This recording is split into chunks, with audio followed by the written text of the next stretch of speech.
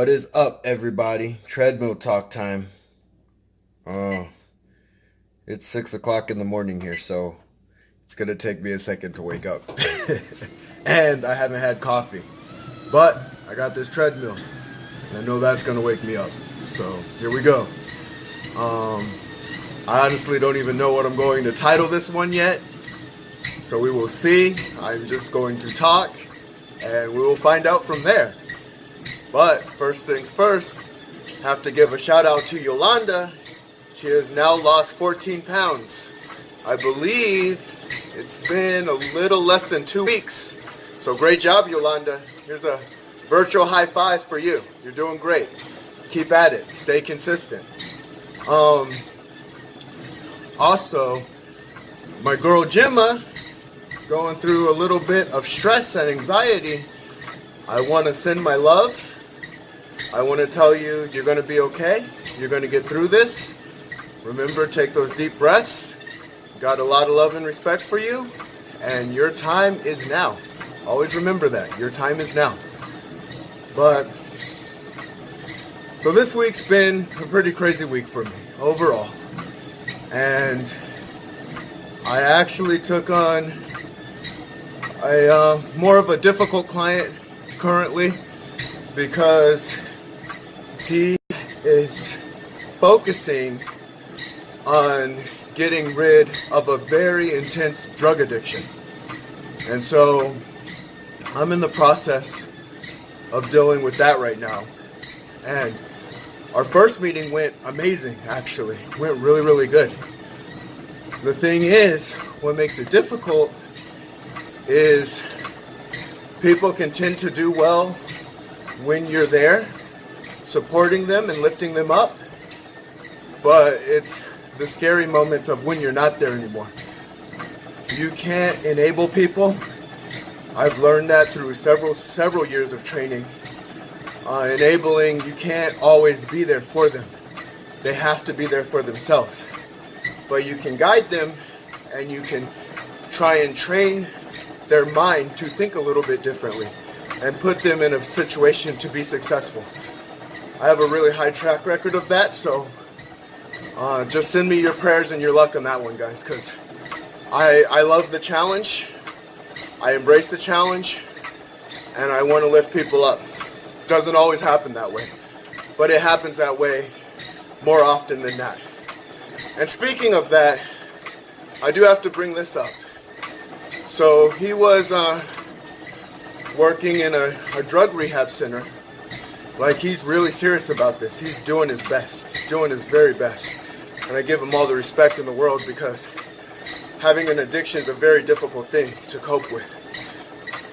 But the first thing these guys said to him was, only one out of 73 of you will make it out of this. Only 1 out of 73 of you will change your addiction. And that kind of rubbed me the wrong way. Because you're putting people in a position of failure. Here's the thing. It goes hand in hand.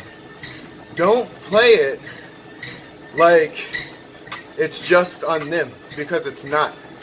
And when you say 1 out of 73, to me, I'm thinking, are you even a good coach then? Are you good at what you do? Because when it comes to anything that I do, I'm not a 1 out of 73 guy. Like, that just doesn't fly for me.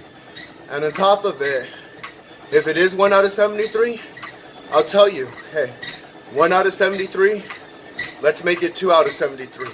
Or 3 out of 73. Let's keep getting better. Let's keep getting better. And so, that defeatist mentality, right out the gate, is just like, one, a lot of them feel defeated as it is already. Drugs is not an easy thing to just let go of. Any addiction is not an easy thing to just let go of. And to let them know how much of a failure their odds of are being, I just don't see that as being effective in any possible way. It's like, when I say be the change. Be your change. Do your best in the situation. Go all in. Because if I ever said to anybody, it's a 1 out of 73 chance, that means I'm failing them as well as they may be failing themselves, but I definitely know I'm failing them as well. Because I'm not doing something right. There's something I'm doing that is off, if those are the odds. I do not like placing the blame on some substance.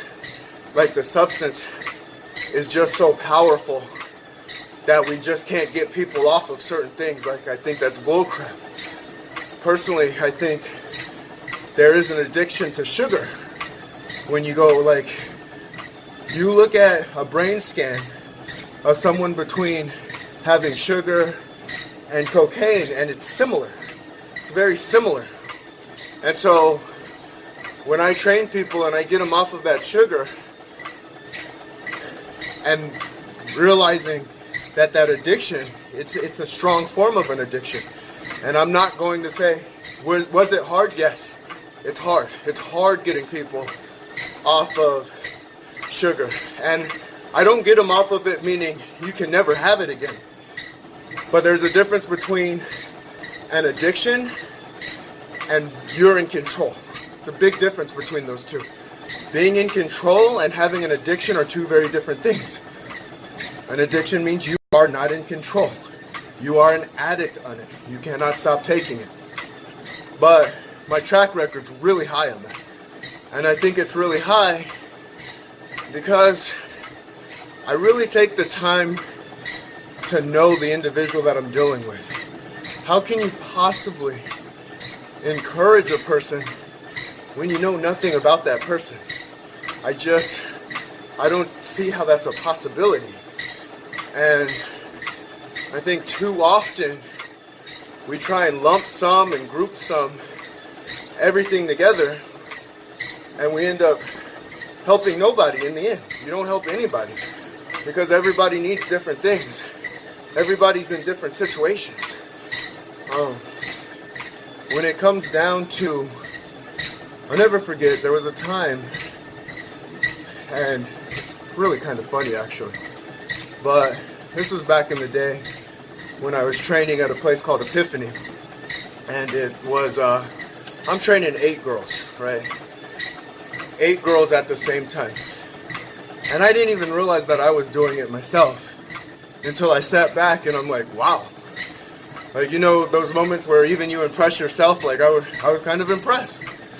So anyway, I'm training 8 girls, and I'm training all 8 of them on different things. They were all doing different things, and this was a track workout. So at a track workout, that's very group trained oriented. It's a group trained oriented workout. But I knew none of them could do what the other ones could do. Each one had different issues. One had a back issue. One had knee issues. One had heart issues. One had a neck problem actually. It was just, I can't remember because it's been so long. But they all had different strengths and different weaknesses. One had different injuries and different conditioning levels. They were all just different. And without even thinking about it, you're over here, you're doing this, you're doing this. So they were literally doing 8 different exercises with 8 different women. And I think too often, people don't take the time to really get to know someone, like deeply, in a deep level, where you open up and you understand that person and how that person's mind works and how it functions and what their strengths and weaknesses are and how to tailor those as well. I think people are incredibly resilient. They have incredible gifts. We are empowering. We have so many special abilities that I don't think we realize it sometimes because we're so battered down about what we don't have. And it's like, focus on what you do have. Don't focus on what you don't have. We all know what we don't have, and we're really good at pointing that out to each other. But let's be good at pointing out to what we do have to each other. I think the society as a whole would benefit dearly because of something like that. Even makes me think about it, pops in my head. You're dealing with Gemma Grace, and she talks about autism, and she says that's her superpower. And that's a beautiful thing, because she's seeing something as a strength instead of a weakness. And I tell you, when you start seeing things as strengths instead of weaknesses on a regular basis, you'll start seeing everything like, oh, that's a strength there, that's a strength there. Here's the thing. Light and darkness, they go hand in hand in one form or another. But light can always shine through darkness. Always. No matter what. So if your light is shining bright enough, the darkness can't get in. Always remember that. I try and find everything as some form of strength, including the friend that I'm coaching up right now. And I'm not going to call him a drug addict because I think that's a breakdown on him. He is a man figuring it out. A man figuring it out. And on top of it, I love this challenge because I think I'm going to come away stronger from it as well. I'm going to come away learning from it as well. Each individual you meet can be a learning experience.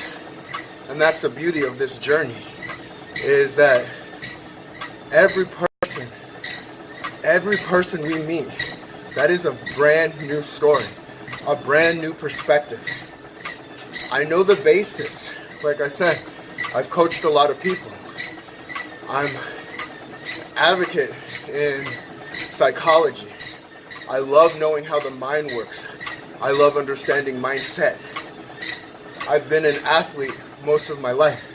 I know how the body works.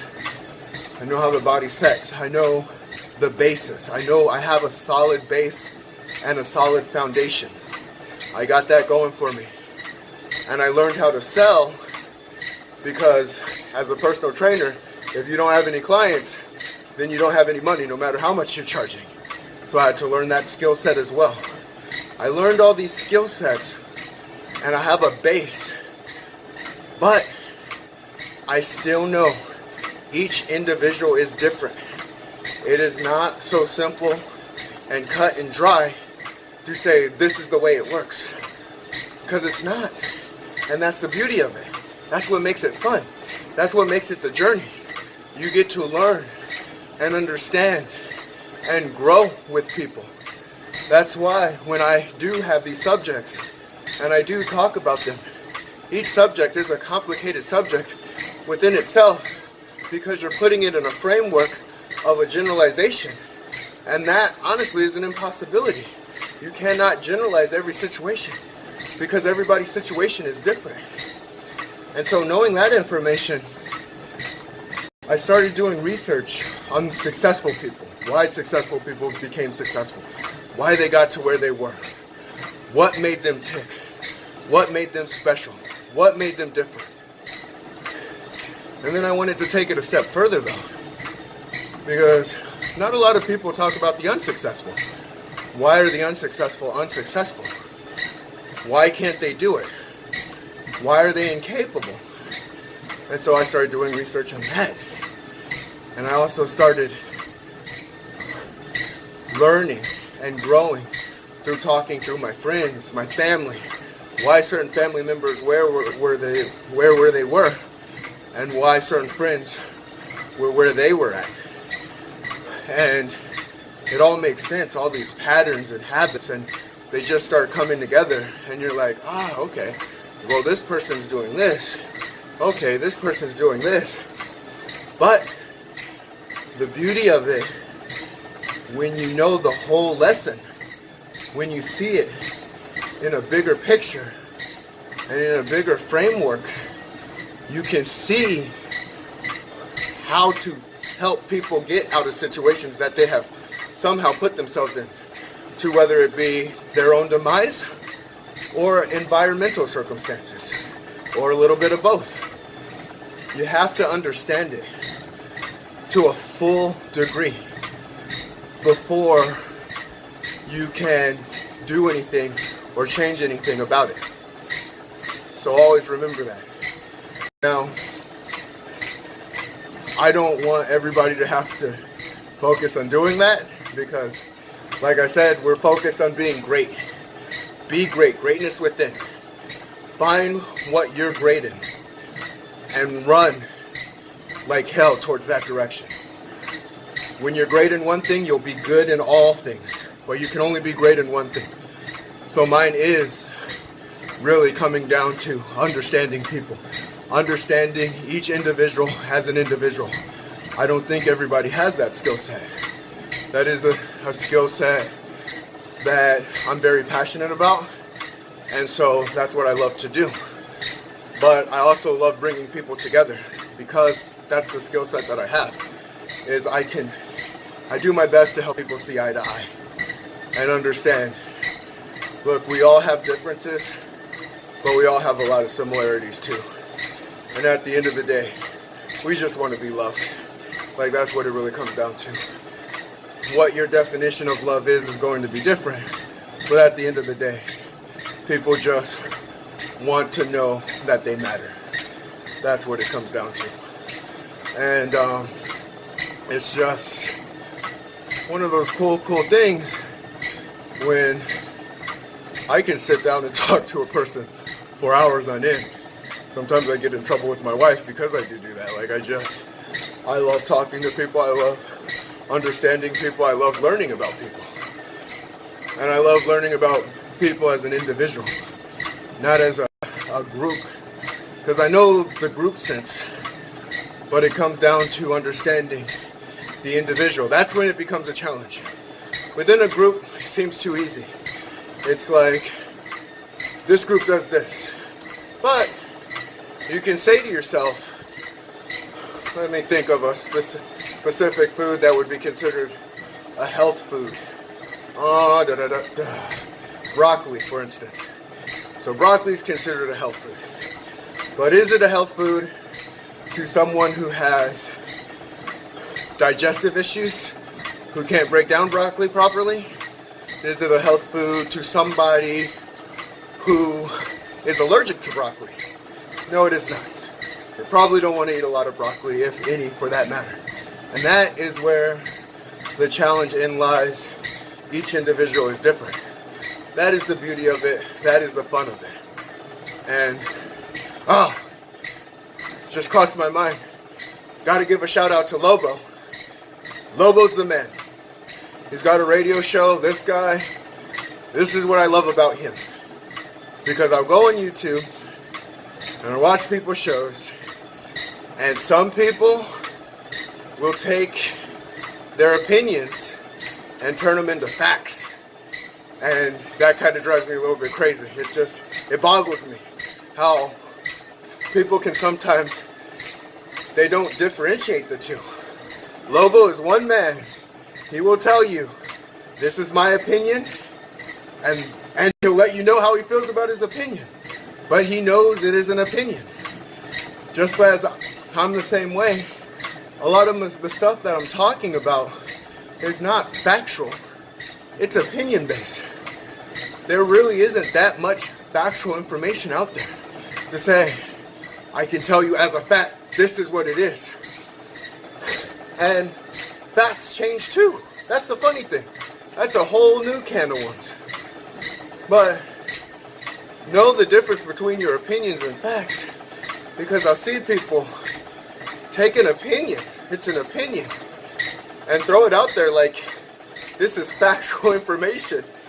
And I think they're damaging a lot of people doing that, because that's based on ignorance. That's based on, no, it's not a fact everybody likes carrots. That's not a fact. It's an opinion. And I'm sure you guys may have heard it from time to time, where you hear someone spewing out this information. And I mean, I get a little frustrated, but at the same time, I know they mean well. I know they're doing their best, but it's dangerous when you're doing your best and you're doing your best in an ignorant way. Always self-reflect. Do your very best to have self-reflection. Because I think ignorance can be very toxic too.